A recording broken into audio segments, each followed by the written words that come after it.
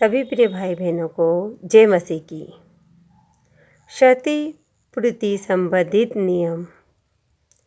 यदि कोई मनुष्य बैल या भेड़ या बकरी चुराकर उसका घात करे या बेच डाले तो वह बैल के बदले 5 बैल और भेड़ बकरी के बदले 4 भेड़ बकरी भर दे। यदि चोर सेंध लगाते हुए पकड़ा जाए और उस पर ऐसी मार पड़े कि वह मर जाए तो उसके खून का दोष ना लगे। यदि सूर्य निकल चुके तो उसके खून का दोष लगे। अवश्य है कि वह हानि को भर दे, और यदि उसके पास कुछ ना हो तो वह चोरी के कारण बेच दिया जाए। यदि चुराया हुआ बैल या गधा या भेड़ या बकरी उसके हाथ में जीवित पाई जाए तो वह उसका दूना भर दे। यदि कोई अपने पशु से किसी का खेत या दाख की बारी चराए, अर्थात अपने पशु को ऐसा छोड़ दे कि वह पराए खेत को चर ले, तो वह अपने खेत की और अपनी दाख की बारी की उत्तम से उत्तम उपज में से उस हानि को भर दे।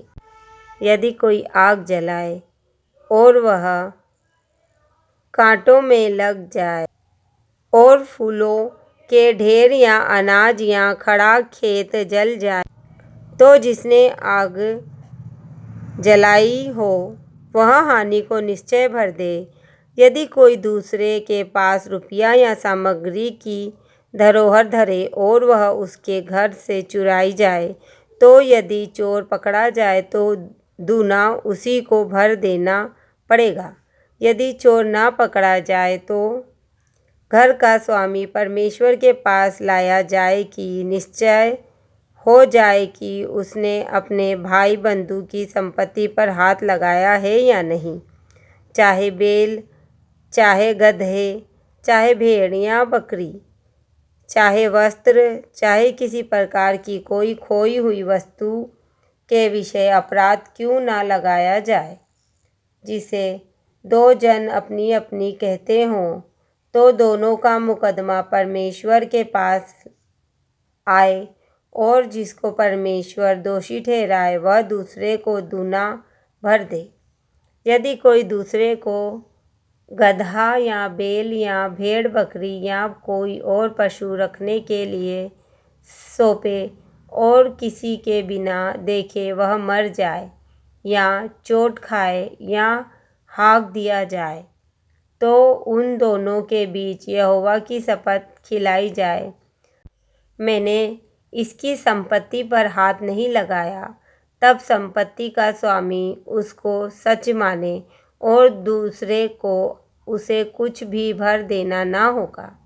यदि वह सचमुच उसके यहाँ से चुराया गया हो तो वह उसके स्वामी को उसे भर दे, और यदि वह फाड़ डाला गया हो तो वह फाड़े हुए को प्रमाण के लिए ले आए, तब उसे उसको भी भर देना ना पड़ेगा। फिर यदि कोई दूसरे से पशु मांग लाए और उसके स्वामी के संग ना रहते उसको चोट लगे या वह मर जाए, तो वह निश्चय उसकी हानि भर दे। यदि उसका स्वामी संग हो तो दूसरे को उसकी हानि भरना ना पड़े, और यदि वह भाड़े का हो तो उसकी हानि उसके भाड़े में आ गई। यदि कोई पुरुष किसी कन्या को जिसके विवाह की बात ना लगी हो फुसलाकर उसके संग कुकर्म करे, तो वह निश्चय उसका मोल देके उससे विवाह कर ले। परंतु यदि उसका पिता उसे देने से बिल्कुल इनकार करे तो कुकर्म करने वाला कल्पनाओं के मोल की रीति के अनुसार रुपये तोल दे। जादू टोना करने वाली को जीवित रहने ना देना। जो कोई पशु गमन करे वह निश्चय मार डाला जाए। जो कोई यहोवा को छोड़ किसी और देवता के लिए बलि करे उसका सत्यानाश किया जाए। तुम परमेश्वर को ना सताना और ना उस पर अंधेर करना, क्योंकि मिस्र देश में तुम भी परदेशी थे। किसी विधवा या अनाथ बालक को दुख ना देना। यदि तुम ऐसों को किसी प्रकार का दुख दो और वे मेरी दुहाई दें, तो मैं निश्चय उसकी दुहाई सुनूंगा। तब मेरा क्रोध भड़केगा और मैं तुमको तलवार से मरवाऊंगा और तुम्हारी पत्नियां विधवा और तुम्हारे बालक अनाथ हो जाएंगे। यदि तू मेरी प्रजा में से किसी दीन को, जो तेरे पास रहता हो, रुपये का ऋण दे, तो उससे महाजन के समान ब्याज ना लेना। यदि तू किसी अपने भाई बंधु के वस्त्र को बंधक करके रख भी ले, तो सूर्य के अस्त होने तक उसको लौटा देना, क्योंकि वह उसका एक ही ओढ़ना है, उसकी देह का वही अकेला वस्त्र होगा। फिर वह किसे ओढ़कर सोएगा, और जब वह मेरी दुहाई देगा तब मैं उसकी सुनूंगा, क्योंकि मैं करुणामय हूँ। परमेश्वर को श्राप न देना और न उसके लोगों के प्रधान को श्राप देना। अपने खेतों की उपज और फलों के रस में से कुछ मुझे देने में विलंब ना करना। अपने बेटों में से पहिलौठों को मुझे देना। वैसे ही अपनी गायों और भेड़ बकरियों के पहिलौठे भी देना। 7 दिन तक तो बच्चा अपनी माता के संग रहे और 8वें दिन तू मुझको दे देना।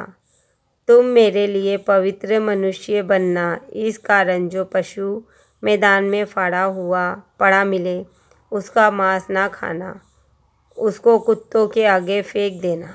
आमीन।